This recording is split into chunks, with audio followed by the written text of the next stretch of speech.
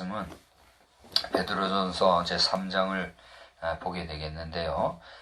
막힘없는 기도를 위하여 라는 제목을 오늘 설정을 했습니다. 특별히 7절을 보시면은 너희 기도가 막히지 아니하게 하려 함이라 하는 말씀이 나오죠.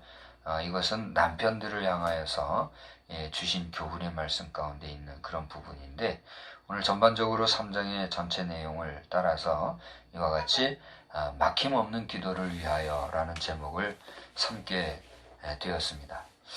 오늘 부활절을 맞이하여서 제가 청소년 시절에 지나던 저의 벗들에게 이제 그 카톡으로 문자를 보냈어요.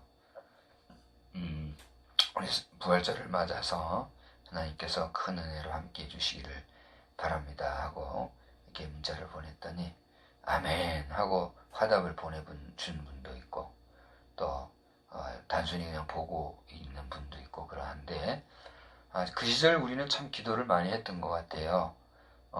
그 중에서는 함께 기도하는 일에 즐겁게 동참한 자들도 있고, 또 그걸 터부시하는 자들도 있고, 또 그걸 이상하게 여기는 사람들도 있고 그랬지만, 전반적으로 그 시절에는 기도하는 일이 아주 중요하게도 여겨졌고, 또 교회적으로 아주 당연한 것으로 여겨졌으며, 또 기도하는 그 모임 자체도 정말 뜨겁고, 금요일 철야기도 같은 경우는 밤을 꼬박 새워가면서 기도하고도 토요일 새벽 기도를 정상적으로 또 드리고, 그렇게 하는 시간들을 보내었는데, 그 당시에 은혜 받고 함께 하였던 동료들, 선후배 이런 분들이 모르긴 하여도 지금 도처에서 영향력 있게, 그리고 사회적으로나 또 교회적으로나 국가적으로 귀하게 쓰임받고 있는 줄로 믿습니다. 그분들 가운데 이 영상을 보시는 분들이 혹시나 있다고 하면 벌써 30년도 더 됐죠. 지금 한 35년 이상 전에 그런 시절인데, 오늘의 형편 중에서 정말 하나님께서 그때 기도했던 기도의 그 열매들을 여러분과 제 자신에게 아름답게 펼쳐나가 주실 줄 믿고, 또 앞으로도 더 좋은 역사들이 우리 모두에게 넘쳐나기를 간절히 축원합니다. 또 그런 마음으로 간절히 축복합니다. 이 시간에는 우리가 그 당시 그렇게 기도했던 것과 같은 열정과 열심과 또 일상에서의 기도 생활은 하지 못할지 모르지만, 그처럼 뜨거웠던 그런 기도가 혹시나 막힘은 없는지를 우리가 돌아보고, 또 기도하는 일을 우리가 등한시하지 아니하고 소중하게 여기고, 일상에서 우리가 호흡을 하면서 우리 생명을 유지하듯이 우리 영혼의 생명을 유지해가는 그러한 방법으로서의 삶이 기도의 생활이 되기를 주의 이름으로 또한 축복합니다. 오늘 본문을 보시면 아내에게 그리고 남편에게, 각각 남편 된 자, 아내 된 자들에게 교훈의 말씀을 주고 있는 말씀이 있는데, 잠시 그 내용을 들여다보면서 그 다음의 내용을 함께 이어가면서 생각하도록 하겠습니다. 오늘 1절을 보니까 아내들아 하면서 여러 가지 요구사항, 요청사항을 교훈적으로 하고 있는 것을 보게 되는데요. 그 중에서 눈에 띄는 내용이 뭐냐면, 외모로 너희의 단장을 하지 마라, 이런 말씀이 있어요. 3절을 보니까 너희의 단장은 머리를 꾸미고 금을 차고 아름다운 옷을 입는 외모로 하지 마라. 뭐 어떻게 하라는 거냐? 4절에는 오직 마음에 숨은 사람을 온유하고 안정한 심령에 썩지 아니할 것으로 하라, 그런 말씀을 하고 있어요. 자, 우리 남편 된 자들에게 한번 물어본다면, 남편뿐만이 아니죠, 모든 남자들에게 물어본다면, 여성이 예쁘고 아름다운 게 좋아요? 그냥 뭐 대낮게나 꾸미지도 않고 그냥 허접하게 그냥 있는 게 좋아요? 그러면 모르긴 해도 정상적이고 건강한 남성들이라면 모든 남성들이 예쁜 여성을 좋아하지 꾸미지 않은 여성을 좋아하는 남성은 없을 줄 압니다. 그런데 그 정도가 과하고 그리고 외적인 꾸미기에만 능하면서 내면, 오늘 성경에서는 뭐라고 했느냐 하니 마음에 숨은 사람이다, 그런 얘기를 했어요. 그러니까 그 내면이 어떠한가, 그걸 얘기하는 거죠. 그 속마음이 깨끗하지 못한 그러한 여성이라면 아무리 예쁘게 꾸미고 아름답고 화려하게 장식한다 할지라도 그것이 참된 아름다움은 될 수가 없다는 이런 얘기를 하고 있는 것이죠. 더더욱이 남편과 함께 한 몸이 되어서 사는 아내가 된 사람들이라고 할 것 같으면 외적인 꾸밈도 분명히 필요할까요? 필요하지 않을까요? 필요하죠.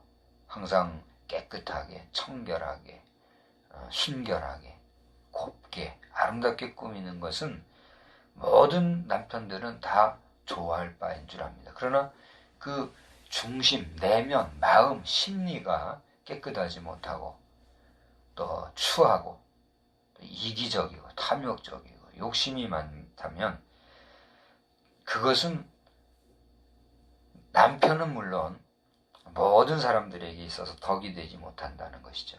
그런 면에서 베드로 사도가 아내된 자들에게 이러한 교훈을 하는 것은 모든 여성들이 겉구무기보다 속마음을 단정히 하고 아름답게 해야 그것이 참된 아름다움이고 남편에게 참된 기쁨을 준다라고 하는 이 교훈을 통하여서 그 이면에는, 그 내면에는 우리 성도와 하나님과의 관계에서처럼 남편과 아내와의 관계 또한 아름다운 관계가 유지되어야 될 것이라고 하는, 어떻게 보면 복합적인 그런 교훈을 우리에게 던져주고 있다 하는 것을 보게 되는 것이죠. 하나의 사례로 베드로는 5절에서부터 6절까지를 보니까 아브라함의 아내, 누구죠? 이름이? 사라. 원래는 사레라고 하는 이름을 썼죠. 근데 그 이름을 변하여 사라, 열국의 어미다 하는 그런 뜻의 이름을 하나님께서 새로 주셨는데, 그 열국의 어미라고 하는 사라가 어떻게 했느냐? 그 남편 아브라함을 주라고 칭하여 순종한 것 같이 6절에 보니까 이렇게 나오죠. 그러니까 남편을 향하여서 주라고 칭하였다는 것은 그 남편을 무엇과 같이 섬겼다는 거냐? 주인과 같이. 주인이라고 할 때의 주인이라고 칭하는 화자의 신분은 역설적으로 자신이 어떠한 사람이라는 건가요? 그 주인의 종이라는 거죠. 종은 어떤 게 종이에요? 가라면 가고, 멈추라면 멈추고, 하라면 하는, 그게 종이에요. 그러니까 사라는 자신을 종과 같은 위치로까지 스스로를 낮추는 겸양의 미덕을 통하여서 그 남편 아브라함에게 최선의 정성을 다하여 순종하는 삶을 살았다. 그래서 그 이름을 성경에 기록하여 순종함으로 복을 받은 사람의 대명사로 사라를 농명한 것처럼 모든 아내들은 그 남편에게 순종하는 삶이 중요하다, 이것을 강조하고 있다는 것이죠. 1절에 그런 얘기한 게 바로 그거죠. 아내들아 이와 같이 자기 남편에게 순종하라. 이는 혹 말씀을 순종하지 않는 자라도 말로 말미암지 않고 그 안에 행실로 말미암아 구원을 받게 하려 함이니. 그러니까 이 신자와 불신자를 물론하고 여인이 남편에게 정성을 다하여 순종하고 외면으로만 꾸미는 것이 아니라 내면의 성숙함과 정숙함과 청결함과 그리고 거짓없이 진실한 깨끗한 아름다움을 유지해 나가게 되면 모든 남편들이 어떻게 한다는 거예요? 그 아내로 말미암아 정말 복된 삶을 살게 되는 거예요. 심지어는 믿지 아니하는 남편이라 할지라도 그렇게 순종하는 아내의 아름다운 모습을 통해서 구원받는 역사가 나타날 것이다 하는 교훈의 말씀을 하고 있다는 것이죠. 가만 돌아보면 뭐 일반 종교도 그렇지만 이 종교심에 있어서는 남자들보다 여자들이 더 깊은 것을 보게 돼요. 그런 것 같지 않습니까? 이제 저도 선교학을 하면서 일부러 어떤 분석적인 자료를 위해서 통계청도 찾아보고 통계청에서 자료를 발췌해서 그것을 데이터베이스화하고 논문에 그걸 적용하고 하는 그런 연구활동을 한 적이 있습니다만은 그런 모든 통계 자료가 가만히 보면 우리 보통 남성들보다 여성들이 종교심도 더 깊고 또 종교활동도 더 많이 하는 것을 우리가 보게 돼요. 실제로 교회 안에서도 남성들보다 여성들의 숫자가 더 많은 걸 보게 되죠. 아무튼지 간에 이와 같이 보다 많은 여성들이 종교활동, 종교생활을 깊이 하는데 근데 종교생활 많이 하는 게 중요할까요? 진실하게 하는 게 중요할까요? 진실하게. 그건 여러분 판단에 한번 맡겨보겠습니다. 아무리 종교생활, 신앙생활 잘한다고 그런 사람이 많아도 그 신앙생활이 진실하지 못하고 도덕적이지 못하고 깨끗하지 못하고 또 온전하지 못하다고 하면 역겨운 거죠. 그거는 역겨운 거예요.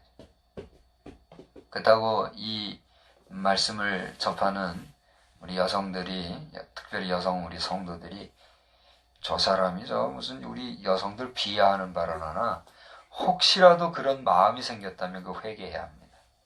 박 목사가 비싼 밥 먹고 여성들 뭐 비하하려고 그런 얘기하는 게 아니잖아요. 이치가 그렇다는 걸 얘기하는데 그것이 찔린다고 하면 그건 본인이 그런 상태에 있지 않는가 한번 돌아봐야 된다는 거죠. 아무튼지 간에 좀 많은 시간을 할애했습니다만 아내 된 자로서는 남편에게 외모로 속으로가 아니라 외모로만 꾸밀 줄 아는 그런 게 아니라 외모는 좀 부족. 그렇다고 꾸미지 말고 살자는 건 아니죠. 추하게 그냥 살라고 하는 게 아니라 그 내면이 정말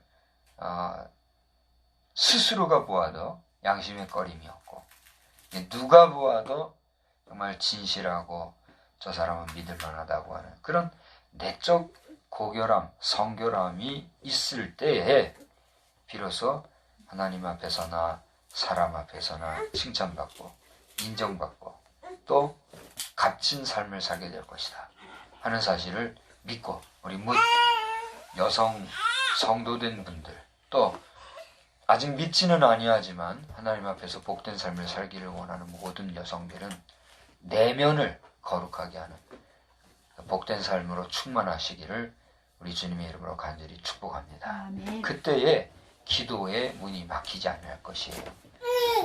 더불어 남편들에게도 이제 이와 같이 교훈을 하는데 7절에 보니까 지식을 따라 너희 아내와 동거하고 그를 더 연약한 그릇이요 또 생명의 은혜를 함께 이어받을 자로 알아 귀하게 여겨라 이렇게 말씀하고 있어요. 이제 여성들을 향하여서 순종이라는 단어를 써서 많은 시간을 보내어서 좀 마음에 걸립니다만은 비록 양은 적지만 남편들에게는 더 큰 책임을 물리고 있는 걸 보게 돼요. 남편들에게는 뭐라고 얘기하고 있느냐면 아내를 따라 동거하는데 무엇을 따라? 지식을 따라 동거하라 그렇게 얘기했어요. 여기 지식을 따라 동거한다고 하는 것은 자신의 아내를 어떻게 하라는 거예요? 제대로 알고 살아야 된다는 거죠. 아내를 모르는 것처럼 답답한 결혼 생활도 없는 것 같아요. 그죠? 자신의 아내가 무엇을 생각하는지, 무엇을 요구하는지, 또 지금 나에게 무엇을 요청하고 있는지, 그것을 알지 못하고 살아가면 그것처럼 답답한 가정생활도 없고 또 아내로서 힘든 일도 없을 것 같아요. 저는 제 자신이 생각을 해볼 때, 야, 내가 내 아내를 잘 알고 살아가고 있는가? 나는 내 아내에 대해서 얼마나 이해하고 살아가는가? 돌아보면 참 마음이 걸리는 게 많아요. 아내가 이 앞에 있지만 참 나는 복이 많은 것 같아요. 내 자신이 아무리 생각을 해봐도 아내를 이해하거나 또 세상의 어떤 가치관이나 지식을 따라서 남편으로서 살아가는 데 있어 자격은 많이 부족하지만 그래도 오늘까지 이와 같이 큰 변함이나 변질됨 없이 후덕하게 살아오고 있는 것은 내가 잘해서가 아니라 아내 자신이 그만큼 덕스럽게 또 그 자신이 하나님을 경외할 줄 아는 그런 신앙의 지성을 가지고 살고 있기 때문에 내가 덕을 입고 사는구나 그런 생각을 하게 됩니다. 뭐 팔불출같이 아내 자랑하는 얘기 같아서 좀 안 됐지만 이런 얘기 또 처음 하는 것 같으네요. 어쨌든 지간에 부족함이 많이 있지만 여기까지 온 것은 내가 뭐 아내에 대한 지식이 많아서가 아니라 하나님의 전적인 은혜로 되었구나 다시 한번 돌아보고 감사하면서 우리 모든 남편 된 자들은 어쨌거나 아내의 필요, 아내의 그 요청, 아내의 원하는 바에 대해서 우리가 잘 알고 살아가는 그런 지식, 지혜가 필요하구나 하는 것을 다시 한번 생각하게 됩니다. 왜냐하면 누구를 막론하고 어떤 아내를 물어나고라도 그 남편보다 연약한 것이 누구란 말이에요? 아내란 말이에요.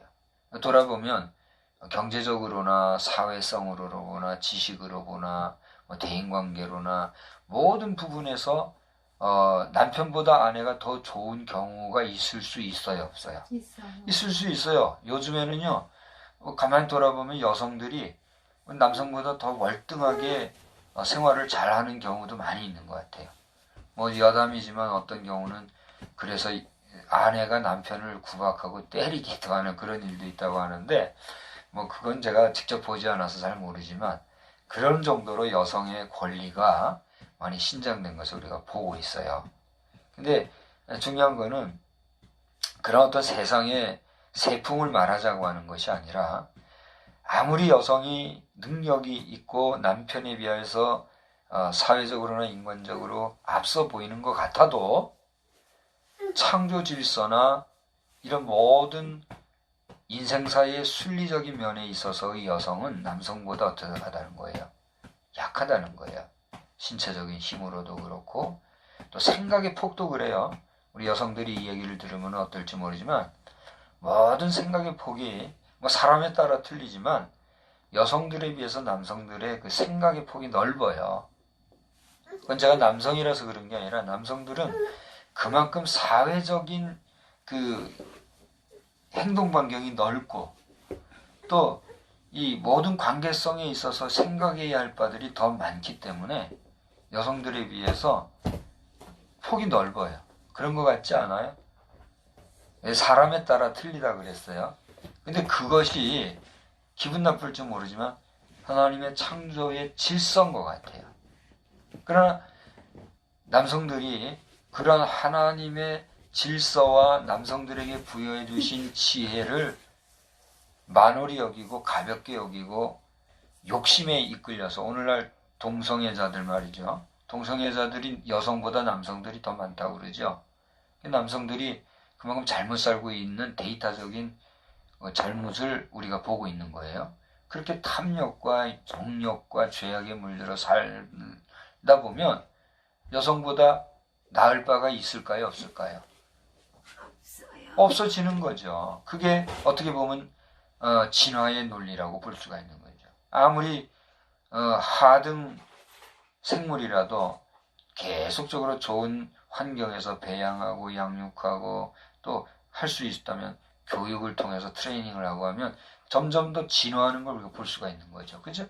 그러나 아무리 좋은 그 어떤 성질의 품질을 가진 생명체라도 정말 그 악한 환경이나 또 부실한 환경, 그리고 좋지 못한 여러 가지 형편들 속에서 내박쳐 놓으면 점점 추락할 수밖에 없는 걸 우리가 보는 거예요.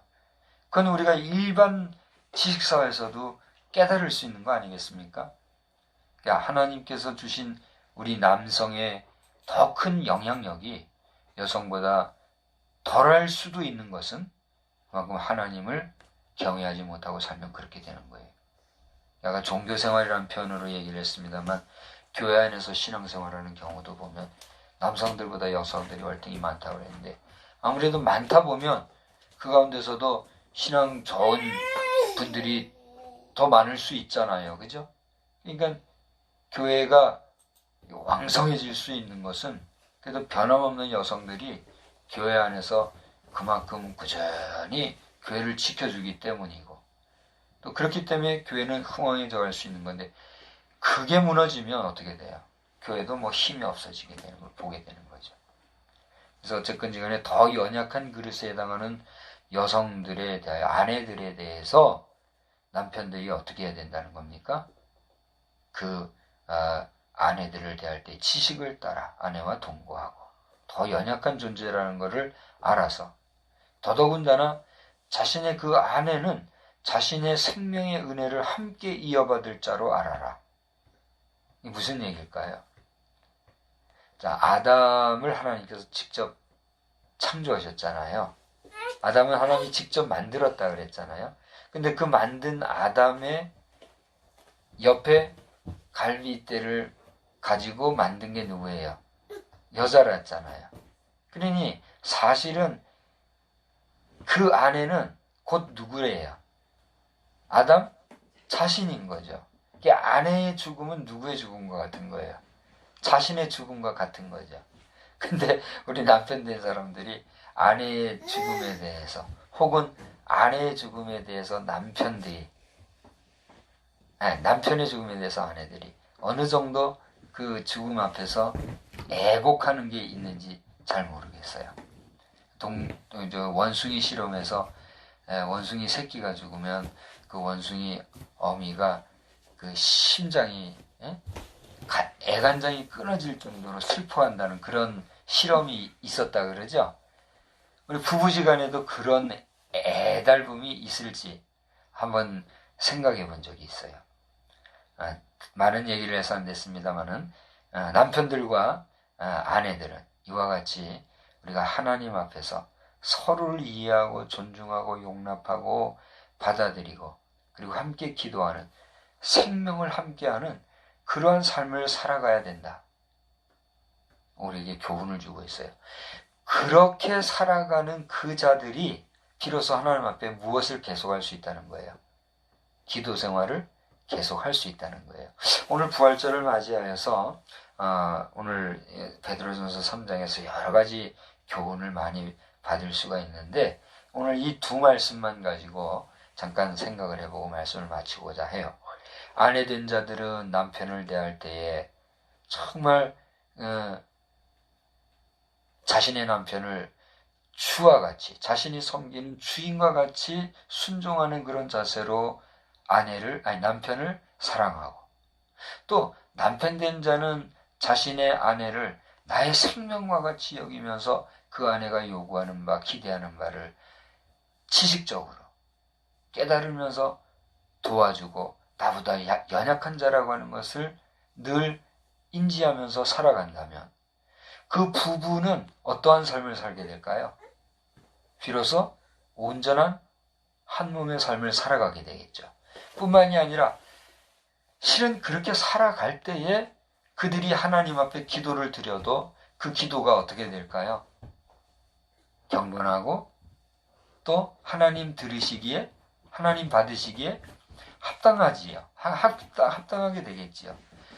이건 뭐 남편이라고 아내를 함부로 하고 아내라고 남편을 함부로 거슬리고 그렇게 막무가내로 살면서 하나님 앞에 기도한다면 하나님께서 그들의 기도를 들어주신다는 것 자체가 우습지 않겠어요? 우리가 먼저 인간의 삶을 살아갈 때 서로가 화목하고 화평하고 거룩하게 살면서 하나님 앞에 무엇을 구하여도 그것이 들어응답받는 것이지, 자기 욕심, 자기 뜻, 자기 의지대로 살면서 하나님 앞에 기도한다면 하나님은 그 기도를 결코 응답도 해주지 않으실 뿐더러 역겨워하실지도 모르는 것이죠. 그런 면에서 오늘 베드로전서 3장을 여러분이 깊이 읽으시면서 묵상하시되 8절 이후로 22절까지 나오는 이 모든 말씀들은 여러분들이 다시 한번 깊이 묵상하시기를 바랍니다. 특별히 18절로 22절에 나오는 예수님께서 죽으신 후에도 옥외에 가서 옥중에 있는 사람들에게 말씀을 전하셨다고 하는 이 내용은 우리가 오늘 부활절을 맞이하면서 주님의 부활을 맞이하기 전 그 3일의 짧은 기간 동안에도 사실은 주님이 죽으셨으나 죽은 게 아니란 걸 우리가 알 수가 있어요. 육신적으로는 3일 동안 누워서 아무것도 안 하고 쉬신 것 같지만 영으로는 그 짧은 기간에도 가서 지옥에 가 있는 영혼들에게 복음을 전했으니 어쩌면은 그때 옥에 가서 복음을 전했던 사람들이 다시 한번 우리 인생의 유전자를 통해서 이 땅에 다시 한번 태어났고 오늘 저나 여러분이나 그 인생들 가운데 또 한 사람인지도 우리는 모르겠어요. 이것은 신학적으로 아주 근거도 없고 위험한 얘기고 비평신학자들에 의하면 엄청 비판을 받을 수도 있는 성격의 내용이기 때문에 참 조심스러워서 깊은 말은 할 수가 없습니다. 그러나 어찌 되었든지 간에 우리가 지금 이 세상에 현재 존재하고 있다고 하는 것은 지금이 우리가 하나님 앞에 은혜 받을 만한 때요, 지금이 구원의 날이라는 사실을 분명히 기억하여서 믿는 자는 이 말씀에 의지하여 더욱더 큰 믿음의 생활을 잘 감당해 갈 것이요, 또 믿지 않는 자는 믿고 구원을 받는 그런 역사로 말미암아 우리가 하나님 앞에 충만한 은혜의 생활 넘치게 되기를 우리 주님의 이름으로 간절히 축원합니다. 우리 하나이가 이제 기도하자고 여기 왔어요.